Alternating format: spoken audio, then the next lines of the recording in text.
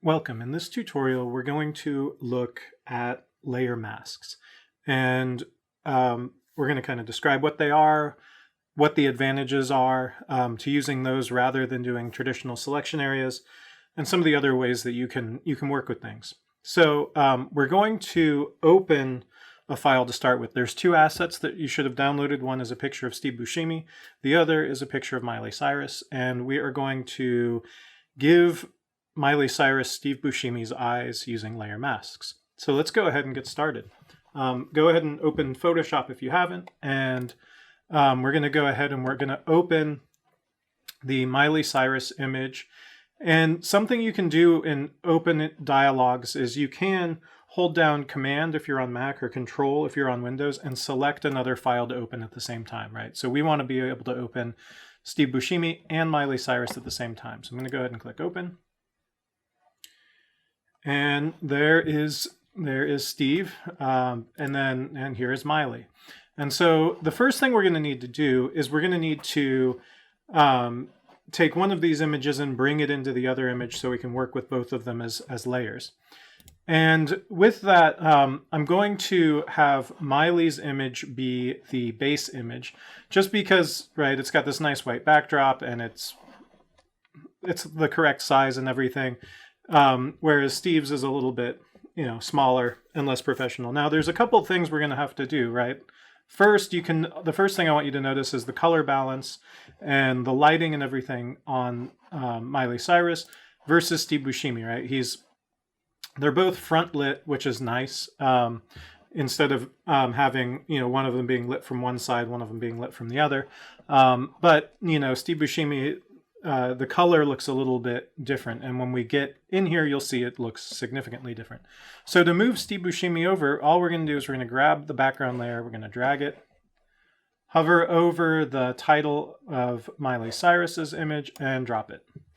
And there we go. Now we have Steve Buscemi on top of Miley Cyrus. Now, some of the other things that we need to do that it's good to take care of now, and then we can clean up later, is you may have noticed that Steve Buscemi's head's a little smaller than Miley Cyrus's, and he has his head at a slight angle, right? Whereas she is, pretty much holding her head straight on her shoulders. So what we need to do first is we need to be able to move and adjust Steve Buscemi's face until it more or less matches his eye position matches her eye position. And so the first step in that process is going to be to make Steve Buscemi's layer less than 100% opaque. I'm going to go down to about 50%. And right, you can see that now I can see through, so I can see the two faces at once. The next step is to use the Move tool at the very top left of the toolbar, or hit the letter V on the keyboard. And I'm just going to go ahead and first I'm going to drag Steve Buscemi down. Now you can see that his head is significantly smaller than Miley Cyrus's. So we're going to need to do some transforms. And in a later tutorial, we'll talk more about transforming layers. But in this one, we're going to just look at basically how to move, rotate, and scale a layer. And so we've moved it some.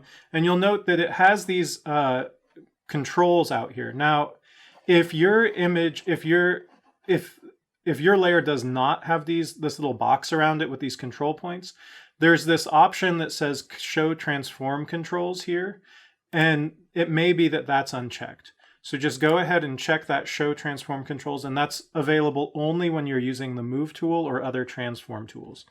So that's just a heads up that if you can't see it up here, click on the Move tool again, and you'll get it.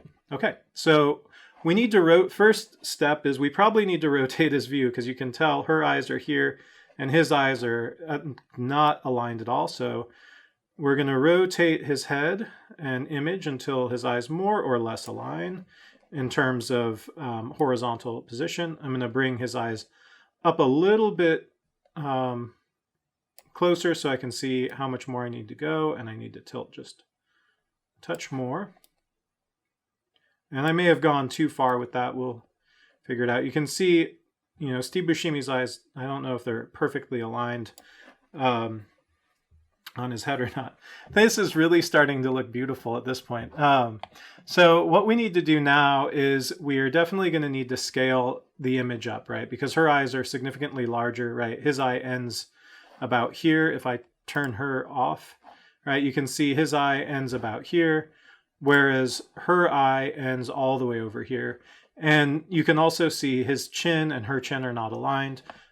Even though people have rounder or, you know, more elongated faces, we need a little bit more dimensional similarity. So I'm going to zoom out a little bit by holding down Option or Alt and using the scroll wheel on my mouse, just so I can see the boundaries of this.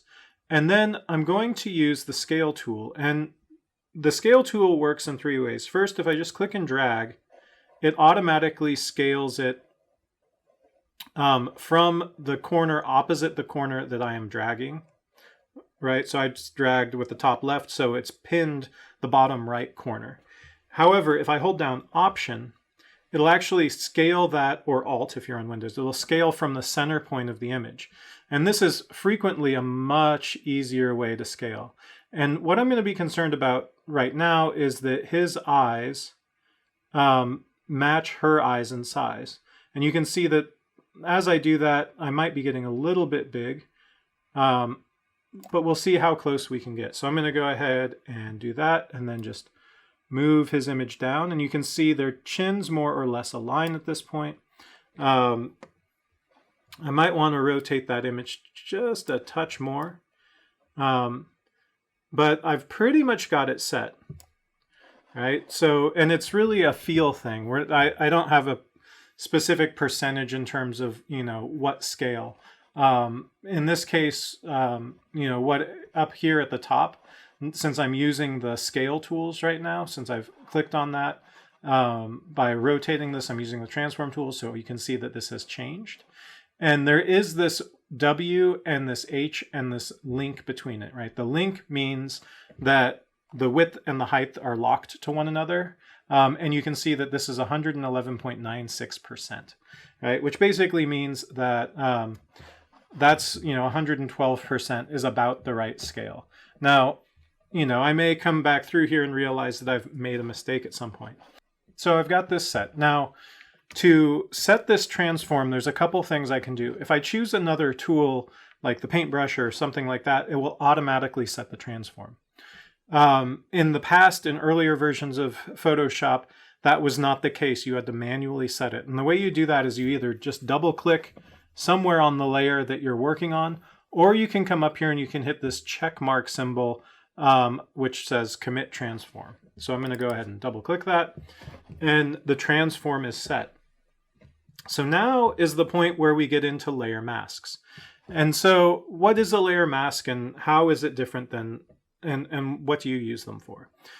First, let's go ahead and increase the opacity of Steve Buscemi to 100%, so we can see him. So a layer mask is essentially a black and white image that you use to hide or show parts of a layer. So what that means is that anything that is black on the layer becomes transparent, and anything that's white becomes opaque. And so what does this look like when we create a layer mask and add it to our image? And how does that impact the way that we work with an image? So one way you can create a layer mask is by creating a selection area, and we'll look at that real quick, and then I'll show you the way we're going to do it for this tutorial. But something you may have noticed, if I go and I'm just going to use my lasso tool, and I'm just going to select part of his forehead. It doesn't really matter where because we're not going to use this, but I've got this selection area, right, selected. And then if you remember from the previous tutorial, there's this, in order to refine our selections, there's this select and mask option up here. If I click that, right, I get this reddish overlay, and there's the area that's true colored, and that's what we're going to be selecting. But I want you to note that, so previously we outputted to a selection or to a new layer, or there's several other options here, right? So we can actually instead of creating a selection, we can create a layer mask. We can also create a new layer with a layer mask from this one, from the whatever selection we've made. And we can even do a new document or a new document with a layer mask, right? So this is one way that we can create a layer mask if we've already done a selection, right? Like, so say with the Humpty Dumpty example in the previous tutorials, we could select Humpty Dumpty using the object selection tool, and then we could say new layer with layer mask. All right, in this case, we're actually going to hit Command or Control D to deselect that area, because we're going to mask this his entire head, and we're just going to start showing a little bit at a time. Now, why would we want to use a layer mask rather than a selection area and just create a selection and copy and paste it to a new layer? The reason for that is that this is what's called a non-destructive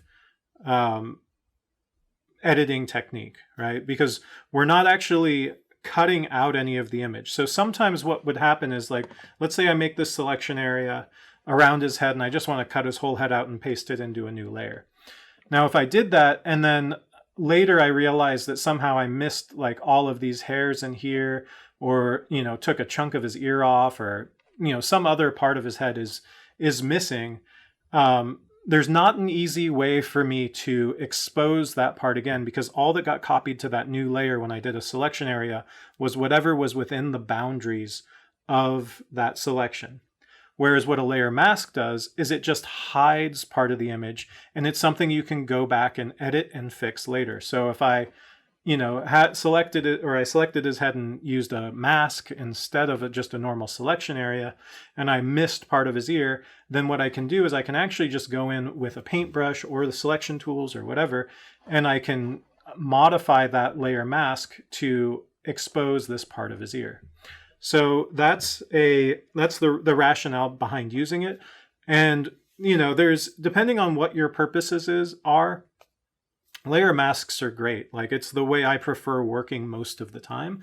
But sometimes if I'm just doing something quick and silly and ridiculous, because I'm going to post something online, or, you know, or I'm just trying to sketch something out really quickly and I don't care if the edges are perfect, or that I won't be able to go back in and fix them, I'll use selections. And doing a selection and copying and pasting to a new layer also is a lot less, the file size is smaller, and it uses a lot less RAM when you're working on the image. So there are some advantages to using selection areas, but generally using a mask just makes your life easier if you want to go back in and fix things later. So that's a lot of talking. Let's go ahead and actually make a mask. So what we want to do is we want to make a mask, but we want to start by hiding everything, because eventually we're just going to be bringing his eyes back through in the image, but we want him to completely disappear at first. So what we're going to do is, rather than clicking down here, which this allows us to create a mask, if I have layer 2 selected and click on this little rectangle with a hole in it, you'll see that I get this white image thing attached to this. This is my mask, right? And in this mask, everything is visible, so it's totally white. What we're going to do is we want to create a layer mask that starts out totally black and then becomes white. So I'm going to undo that. I'm going to go to my layer menu, and I'm going to go down to layer mask, and I'm going to go down to hide all. And when I do that, right, Miley Cyrus shows up. You can see that layer 2 is still here, but this layer mask is now totally black. And you'll also notice that there are these little white corners around the layer mask. What that means is that I currently have the layer mask selected, and any brushwork or fill or anything that I do is going to be done to the layer mask rather than the image under it, right? So if I click on the image here, you'll see the boundaries are around here now, saying if I'm, painting with the paintbrush, I'm actually going to be painting on his face. Whereas if I click over here, now I'm painting on the mask. And so to start this process, what I want to do is I want to go to the brush tool, and I'm going to go ahead and make sure that I'm just going to scroll all the way up, and I'm just going to choose the soft round brush. right? And I have the hardness is set to 0, and the size is currently set to 20 pixels, which with how big this image is, that's a pretty good starting size. Now, if you have a drawing tablet, you could use a drawing tablet for this part of the tutorial. If not, a mouse will work totally fine. There should be no issue with that whatsoever. And so we know about where Steve Buscemi's eyes are. So all we do is we have this selected, and we need to set the color to something that that will be visible, right? So the way masks work, right, it's not just black is transparent and white is opaque. It's actually a grayscale value, right? So 50% gray is going to be about 50% opacity, right? So what I want, though, is, at least for now, I want 100% opacity, and I'm intentionally using the soft round brush because I want this to feather gently between being opaque and being transparent. And so what I need to do is I need to come down here, and these are the colors, the foreground color and the background color. And what I want to do is if I click on this little arrow here, it just flips the foreground and background color. So now my foreground color is white. And so if I come over here to one of the eyes and I just click and start dragging, you will see that I'm starting to add Steve Buscemi's eyes. Now, his eye might still be a little bit small, but here we go, right? So I'm going to go ahead and start by putting one eye in. And I'm going to go ahead and start, kind of outlining his other eye. And this is when you can really tell the difference in the skin color between Steve Buscemi and Miley Cyrus, right? The positioning I've got here is really awful, but totally amazing in its own right. So I'm going to go ahead and give her some crow's feet here and just work my way around here. Now, now let's say I make a mistake and I draw, all the way up across his forehead. What I can do is I can go over, I can either hit the E on the keyboard or come over here to the eraser tool. And I can actually come down and use the eraser to erase the work that I've just done, right? Which in this case is going to set the background back to black. Okay, so I've got his eyes in there. And, we're going to try and blend these pretty well. I'm just going to go a little bit further. I'm trying to stay a little below her eyebrows, his eyebrows, and yeah. And he really, looks pretty jaundicey with how the difference in their color. So what we want to do now is, these are pretty hard edges, right? It does not look natural at all. So I'm going to zoom in, and I'm going to go ahead and select my eraser. And what I want to do is I want to reduce the hardness of my eraser down to almost 0. I might want to make the size a little bit larger.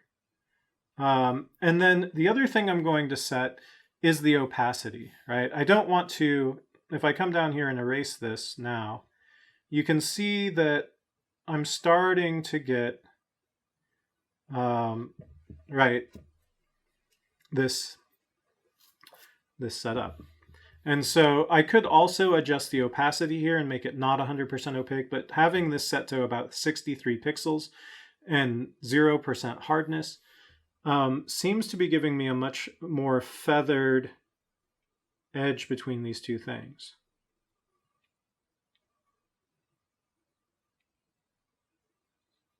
Okay, so the edge down here is still a little bit hard, so I'm just going to come in and try and feather that out a little bit. I do think I could have made Steve Buscemi a little bit larger. And so, we could go ahead and do that now if you wanted to. It's also something you could do a little bit later.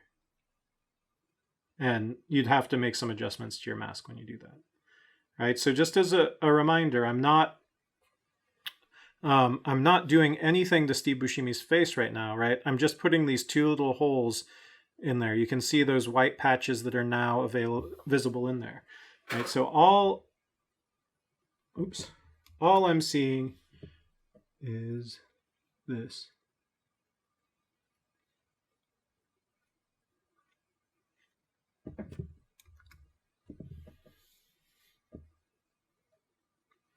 Okay. So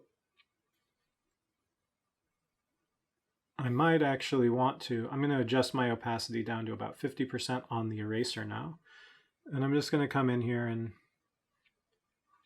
try and feather these edges lightly in.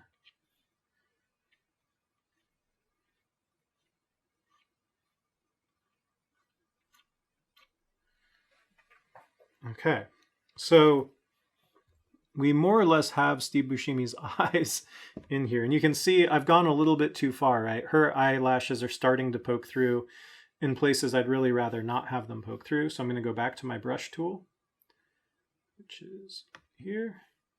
And I'm going to maybe make this a little bit larger.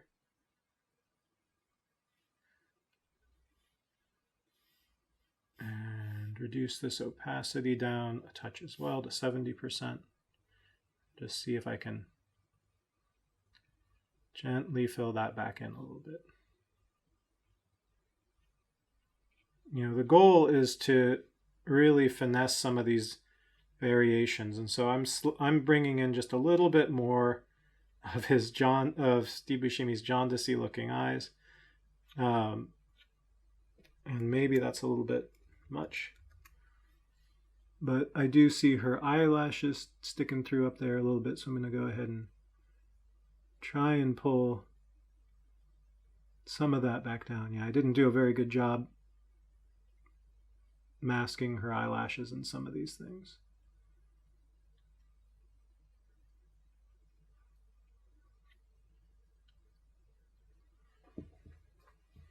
Okay, so we've started to get his eyes in there, and we're doing a reasonably good job blending them, but it looks like she's got two black eyes, right? She is, she's pretty torn up looking right now. But so what we need to do is we need to do some color correction to get his eyes close to her eyes and close to her skin tone. And to do that, we could do a couple things, but you'll notice right now I don't have the option to do color correction, and that's because I'm actually in the painting layout here. So I'm going to change this. I'm going to go down to Essentials, and now I can make an adjustment layer. And so I'm going to make sure I have layer 2 selected. I'm going to click on Adjustments, and I don't know which is going to be the most effective tool to use. There's a lot going on here in terms of color, and I think to start with I'm going to actually want to try and use the color balance to correct some of the color issues that are happening around her eyes. So I'm going to click on color balance, and the next thing I'm going to do, so I don't color balance the entire image, is I'm going to click on this little icon here, which is going to make sure that color balance is just being applied to Steve Buscemi. Now I want you to note, and we haven't talked about this before, but each adjustment layer automatically comes with a layer mask. So this is another way that you can control the application of one of these adjustment effects in terms of how the image is, right? And so, you know, if you want, like, say you've got a scene of I don't know, maybe it's a beach with an ocean and it's mid-afternoon, but you want it to seem like it's darker, or you'd like the sky to be deeper blue, but you still want the warm colors of the sand. You can actually apply a gradient using, which we haven't talked about yet, but the gradient tool to this adjustment layer, so that your color adjustments are only affecting, say, the top half of the image, and they're not affecting the bottom half of the image. There's a lot of other ways you can use these to really fine-tune how these different adjustments are playing out. Okay, so we're going to start with the midtones because these are mostly midtones in here. There's some shadow as well. And, right, his eyes look kind of yellowish, greenish, but her face is much, pinker and more red. And so that's probably a good place to start is by pulling down the yellow into the blue a touch and pulling the red up a bit, but not too much or he's gonna, right, or things are gonna go really, really awful. And then maybe going into the magenta a touch as well. It's looking all right. If I turn the visibility of this off, you can already see the impacts this is having, right? It seems like they are a little too red still, and some of these shadows are too dark, and we'll work on that in a second. But let's go ahead and go to our. I'm pretty happy with those results to start with, and this is something where you would just continue to tweak it until you're happy with what you've got. But there's these areas of yellow that I still want to get rid of. And those are actually, they look like they're highlights, right? They're kind of reflective. So let's go ahead and go to the highlights. And I'm going to pull away from the yellow there. And you can see that that makes a pretty big change. I'm going to pull into the magenta just a touch, but that's making it far too magenta. So I might actually pull the highlights a little green and see what that does. Nope. Let's just leave magenta alone. We might go up maybe negative 3 or 4 on that one. And then again with cyan and red, if I make these highlights any more red, it's not going to look right. If I go too much more in the cyan, it's also not going to look so great. So I'm just going to leave that about around 0 as well. It looks like if I go maybe positive 9, it'll be all right. And these are things that I may end up changing here in a second. So now let's go to the shadows. And with the shadows, it looks like we've got a little bit of, I might actually want to go, if I go into the blue, she's suddenly going to have like really horrible black eyes. But if I pull in a little bit in the yellow in this case, not too much, but just a little bit in the yellow in this case, that's going to make it match her skin tone. Some of these edges here almost exactly match. And then there's some other areas there that are problematic. And we'll talk about how to fix those in just a second. So then if I go a little red on this, that might help. I definitely don't want to go cyan in there. So I'm just going to go just a hair red. And then if I pull some green in here, that might work. But I think I just want to leave this one at 0. Okay, so I've gotten it somewhat close. I feel like the shadows here are still a little bit heavy. It's a little bit too dark. And, our intention is to make something absolutely horrible, which we're doing a pretty good job of. One thing we might want to do is, because his eyes are still a little small, let's go ahead and adjust the scale of this layer really quickly. And you'll note that if I click on the move tool, like I can still see the outlines of this layer. They're just a little bit big. So I'm going to go ahead and hold down Option or Alt and click and drag to scale his eyes up just a little bit bigger. There we go. That's, I don't know if I'd say that's better, but that's more accurate in size. So that's now, this new transform is 106.78% of the original, or not the original, but the last transform. So that's something to note. If you do a transform and you set the transform, it resets the layer size as what you transformed it to. And then any changes you make beyond that are another, it starts from 100% and either goes up from there or down. It doesn't keep track of what the original size of the layer was, which I wish it would, but that's not the case. So I've made the eyes a little bit larger. They seem to fit the face better. I'm going to check mark that. You could experiment more and do some other types of scaling if you want. But so now we need to, it's still like, I'd like this, it's funny at this point, but I'd like it to be a bit more accurate in terms of color. And so how do we start to get this to be a little bit more cleaned up? What we're going to need to do is we're going to need to dodge these areas. Now, dodging and burning are two terms that come from darkroom photography. And what you would do is while you were exposing an image on paper, you'd actually have like a cardboard, a piece of cardboard either with a hole in it or, essentially like a paddle. And if you had a sheet of cardboard with a hole in it, you'd expose your image for a certain amount, and then you'd expose it again with that cardboard in the way, and you'd move the cardboard around a bit to burn in or overexpose certain areas. And that would allow you to darken some shadows and get more detail in there. Dodging, on the other hand, as you're exposing the image, you would expose essentially the entire thing, say 20 seconds. But for 10 seconds, you'd be wiggling this paddle in front of one part of the paper so that that part of the image was dodged or less exposed. And so Photoshop has dodge and burn tools as well. And those dodge and burn tools, I don't know which one pops up first. It's either the dodge tool or the burn tool, but we're going to be using the dodge tool because the dodge tool will lighten dark areas. And there's, once I've selected that, there's a few options up here. There's how much exposure, how much additional exposure to either add or subtract, and whether I should be focused on the midtones, the shadows, or the highlights.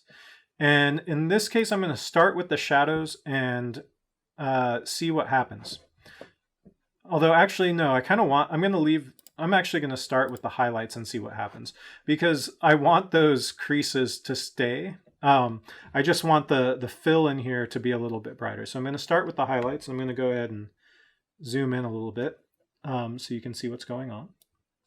And so, right, if I do this, you can see that maybe 19% is a little bit too much, right? So I'm going to undo that, and I'm going to say, okay, let's set this exposure to, let's start with just 5%, because we can always go over this multiple times.